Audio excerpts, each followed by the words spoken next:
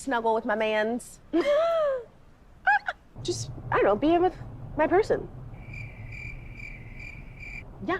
We knew that Inky was not too thrilled of Corona moving to Iceland with him, but I had no idea that it was gonna be this bad. Hello everyone and welcome to Chisme Corner. Before we keep going, as always, don't forget to like, comment, and subscribe. Let's cover this episode. I've been soft partnering him. Like, there's been times where I want to pop off. I cannot wait to see that, because she has been presenting herself as someone that she isn't. I missed you. How are you? Really good.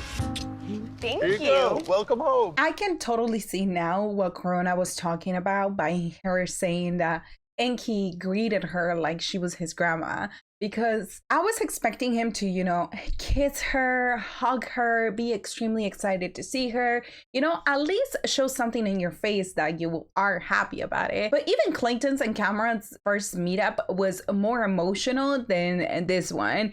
And they are friends. You haven't seen me in so long. Like, come on, fool. Because he's not that into you. That's just how it is. Corona actually went on to Instagram to say that Inky has never picked out flowers in his life. That's what he just said. He's like, oh yeah, I picked them out myself. I don't believe him. Maybe the bouquet was ready and he just, took those. But I guess you could consider that as he picked out the flowers. Snuggle with my mans, and then whatever else happens, happens. Yeah.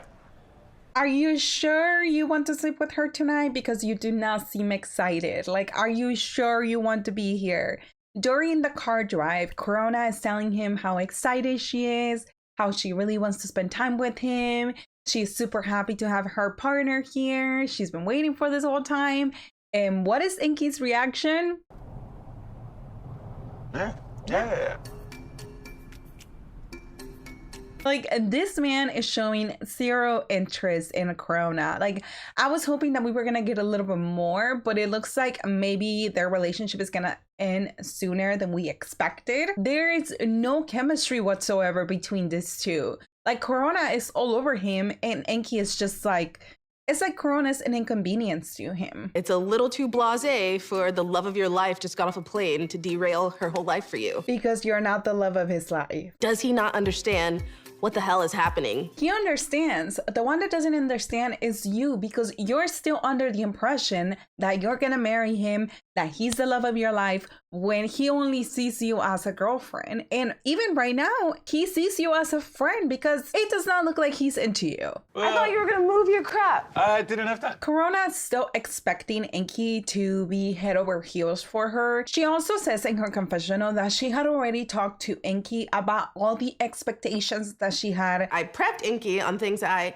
expected to have in the house. Makes me think that maybe she scared Inky a little bit when she gave him all the things that she needed. But in that list, there was one very important to her, which was for him to clean out his closet. She needed half of the closet and he didn't do it. He didn't clean it up, which is making her want to show him her real side, but she's still not going to, because if I wasn't soft partnering him, in my head, I'm thinking, bitch, why wouldn't you move your out of my side of the closet? I'm getting sick of tired of this soft partnering thing. If you have something to say to your partner, just say it. You don't have to be rude about it, but you are showing Inky a person that you are not.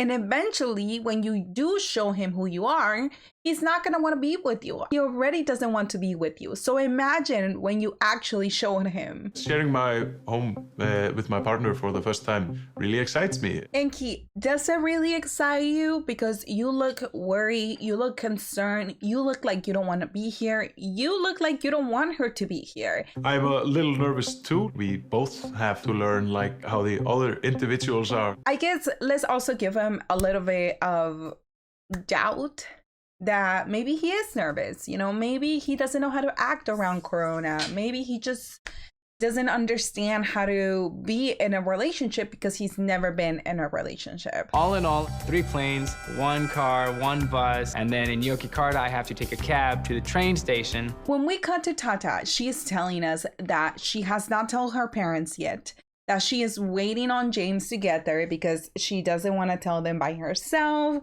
And it's just annoying because You guys are moving into your parents' home and you're not telling them anything. However, those banana chips looked delicious. I don't know what they put on them and I really want to try them out. Tata's dad is still under the impression that they're only gonna go to visit, and he's already telling her, you know, you can take James here, you can take him there, you're gonna take him sightseeing to these places, and it's just so inconsiderate that you still have your parents believing that you guys are just going to visit. Tata di sini aja. Ini. At this point, her mom becomes extremely emotional. She starts crying because she doesn't like the fact that, you know, it's been 3 years since they've seen Tata and they are under the impression that she's here to visit.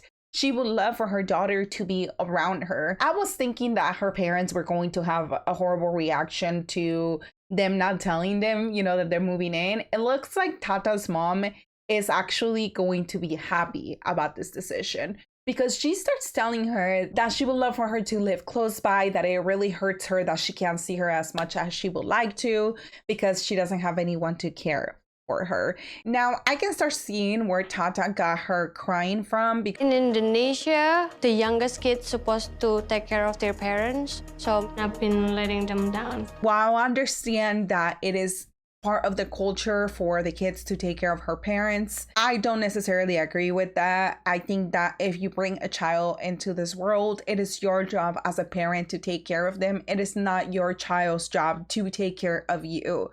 If your child at the end of the day doesn't want to take care of you, doesn't want to talk to you, then you must have done something wrong for your child not to want to do that. She also takes the time to remind Tata that they want her to have kids. She's Nggak punya anak, iya kan? Nikah sama Tata, kepengin punya anak. I was under the impression that there were a lot of kids living under the same roof, so I am a little confused about that no one's taking care of her. Like, aren't the kids taking care of you?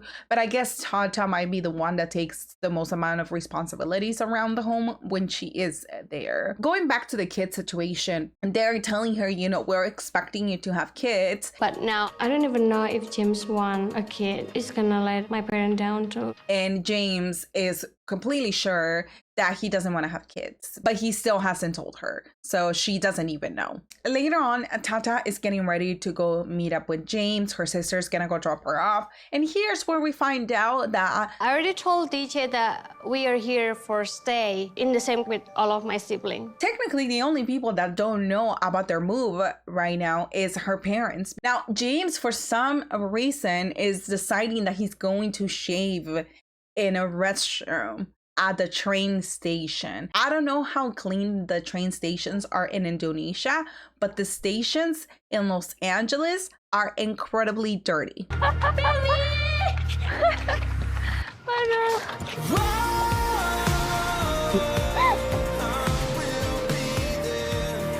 She was literally saying that she was going to act like a monkey and jump on him. And that's exactly what she did. And remember how I said, you know, that it's dangerous to shave in a restroom at a train station? Well, he cut himself 14 times. So yeah, well done. Even though these two lack preparedness and are dumb, they really do love each other, because when they saw one another, you could tell that Natalia is so in love with James, and that James is also super in love with her. There's no world that could ever keep us apart. Yeah, I love you with all of my heart. Hey, fun boys, get the room. Now they have to tell her parents that they're planning on staying there forever and that they're not gonna have kids. Yay. We interrupt this program to bring you a special report. If you are looking for something that reminds you of the first season of 90 Day Fiancé, something that feels like genuine reality TV, something that we are missing nowadays where most shows feel scripted, I'm actually doing a video on a new show that catches that feeling of genuineness and realness, getting two people from different religions together. If you wish that you could see more of what Nicole and Mahmoud went through, where you're watching two religions clash, this show is just that. The last thing I want to see is you walking with your ass and titties out. I'll be happy to. What are you doing? What are you doing? What are you doing? It's too much. Here, you want it? Stop. If she wants to wear booty shorts and a crop top, you gonna be good with that?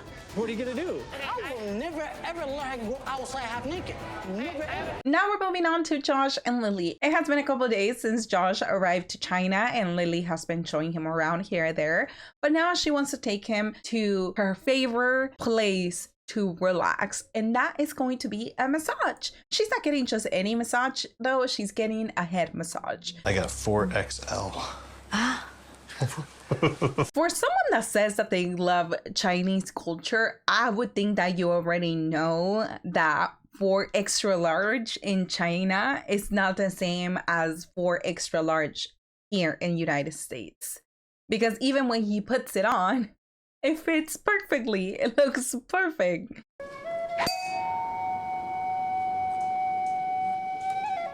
What's the feeling? For a second, I was like, a ear massage? That doesn't make sense. But they were doing more stuff. It wasn't just a massage. It was like cleaning. It was like some aura thing. And he was extremely relaxed.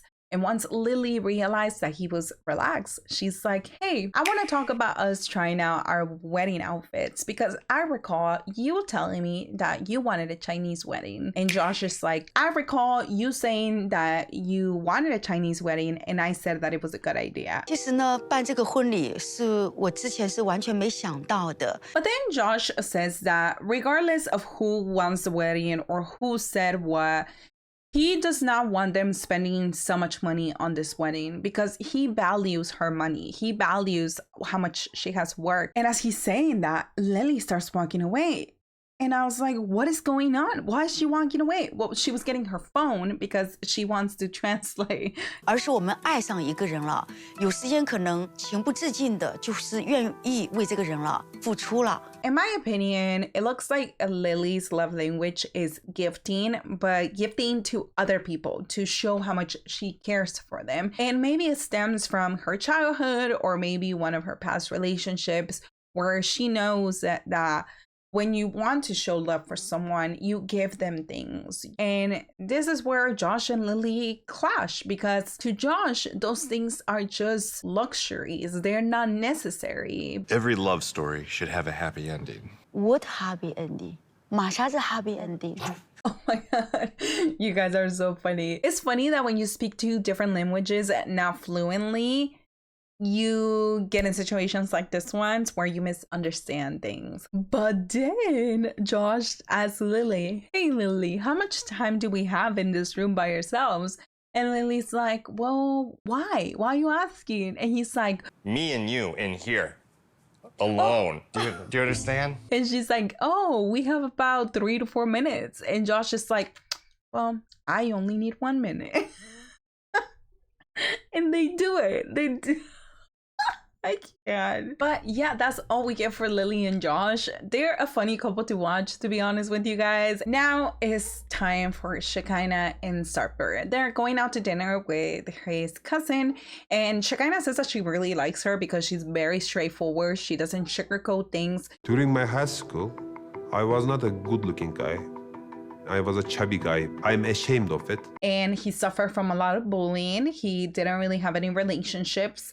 And it was a difficult time for him. And I think knowing that makes us understand a little bit more why he's such a shitty person nowadays. He also says that there was a moment when he was 15 when he got into his first relationship and he was still overweight and that person cheated on him. And that changed his perspective on women to the point that, you know, now he treats women like objects. He didn't say that, but that's how I see it. Now, it doesn't excuse his behavior, but it does tell us why he acts like that. He might have changed his life physically, but he did not change internally and emotionally. And even if he did, he became worse than what he was before. Where Shekinah was telling the cousin and Sarper that there has been multiple women messaging her and telling her that they want to talk to her, they want to meet up with her because they have had something with Sarper. I have nothing to hide. No. Don't dive into that. They're not hurt, they're just jealous. don't think she should meet them. Like, if it's not in your time, then it's none of your business. Like, just get over it, right? But he made us so many women feel terrible. Yes. And then his cousin says this. Because of them, they feel terrible, not because of him. Which is giving pick-me energy to me because, how is it only their fault? You know, it takes two people in a relationship, and we have seen your cousin be a bad partner in general. These three are having a genuine conversation, you know, they're getting deep, and then out of nowhere, this woman comes up to them and starts flaunting her boobs on Sarper, which makes Shekinah mad, and she's like, back off, you know, don't touch him, do not touch him, he's with someone. Back up. And it's starting to seem like maybe production was the one that asked her to do this with her so Shekinah could get upset. It's a tradition, it's a respect. I want you to be respectful. I even thought it was disrespectful, and he didn't stop doing it. And I'm just wondering, like, is this a restaurant? Is this a tea house? Like, is this normal? If you guys are from Turkey, please let me know why this is normal, how this is normal, and where are they at. Now, later on, Shekinah is getting ready to go meet one of the women that she has been talking to that had a relationship with Sarper. And Sarper is like, where are you going? And when she tells him, he's like, I'm not gonna let you go. And she's like, well, I'm still gonna go. There's no way that you can hold me. Biz ortalama 2 sene öncesinde bir süre beraberdik kendisiyle. Once she arrives to meet the girl, I was genuinely expecting something crazy. Like, we were still talking while you guys were dating. He's an abuser. He beat me. He did this to me. Like, I just want to warn you. And you guys want to know what we got? He said he loved you also. Evet. Since Sarper told Shekinah that he's never said I love you to anyone else other than her, Shekinah feels betrayed. I understand why she does feel betrayed on that. I just don't understand the hype around this subject because it wasn't that big of a deal. That is something that you've known for a long time. Like, Sarper is a liar. Sarper doesn't respect you. Like, those are things that you have already known. And now you're having a woman right here telling you that, you know, it is like that. Haberleşiriz dedi ve birkaç gün boyunca hiçbir şekilde aramalarıma ve mesajlarıma cevap vermedi. Bir anda adam yok oldu ortalarda. She says that he gaslit her, humiliated her, that he was just a bad man. And aren't those things that he already does to Shekinah? Like, this is something that already happens on a daily, and Shekinah is okay with us. What is the whole deal with this thing? Like, it's just so stupid. It does nothing to their storyline, and it makes absolutely zero sense. But that's what we get for those two. I don't know what she's gonna do with that information, and if she's even going to do anything with it, because we already know Shekinah, she just lets go of everything that Sarper does. But I would love to know what you guys think about the situation. Do you guys think that this meetup was necessary for the relationship? Do you guys think Shekinah's gonna do anything about it? Do you guys think that Ingi is into Corona? Because now, after seeing them interact with each other for the first time, I do not see it one bit. Zero connection, zero chemistry. But that's gonna be it for today, guys. Thank you for watching. Thank you for being here, and I'll see you again next time. Bye.